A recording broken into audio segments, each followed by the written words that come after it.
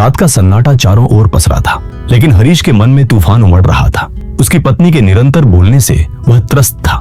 लाख समझाने के बावजूद वह शांत नहीं होती थी। हर दिन एक नई बहस, एक नई तकरार। क्या मेरी जिंदगी भर इसी शोर में बीत जाएगी? उसने खुद से सवाल किया। फिर उसे खबर मिली, जंगल में एक महान संत आए हुए हैं जो लोगों को जीवन के गूढ़ रहस्य सिखाते हैं।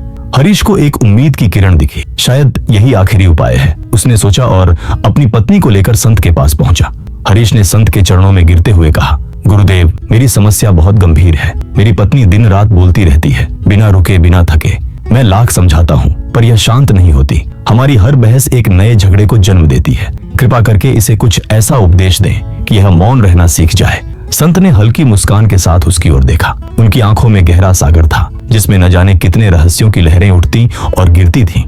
वत्स, मैं तुम्हारी समस्या का हल एक कथा के माध्यम से दूंगा, उन्होंने शांत स्वरों में कहा। मेरे गुरु का एक शिष्य था, अत्यंत वाचाल। वह हर जगह अपनी बात रखना चाहता था, दूसरों की आलोचना करता, स्वयं की प्रशंसा करता और अपने ज्ञान का ढिंढोरा पीटता। उसे लगता कि वह सबसे श्रेष्ठ है। एक दिन गुरु ने अपने सभी शिष्यों को 1 महीने के लिए संकल्प लेने को कहा। जो संकल्प पूरा कर सकेगा वही आत्मबल को प्राप्त करेगा।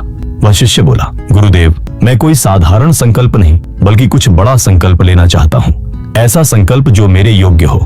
गुरु मुस्कुराए और बोले, ठीक है, तुम्हारे लिए यह संकल्प है, 1 महीने तक मौन रहना। शिष्य हंस पड़ा, बस इतना सा? यह तो मेरे लिए कोई कठिन कार्य नहीं।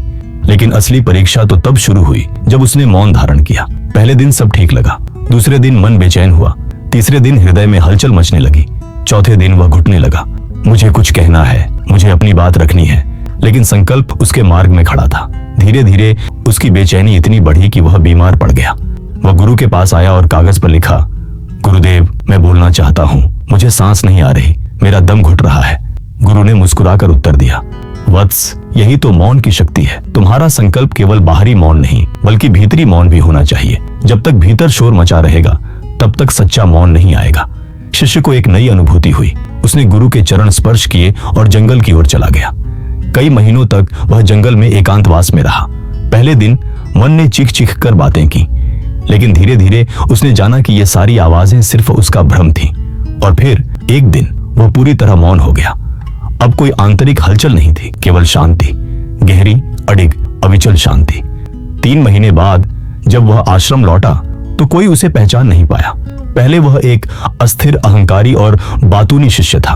अब उसके चेहरे पर दिव्यता थी, आंखों में स्थिरता और वाणी में अद्भुत संयम।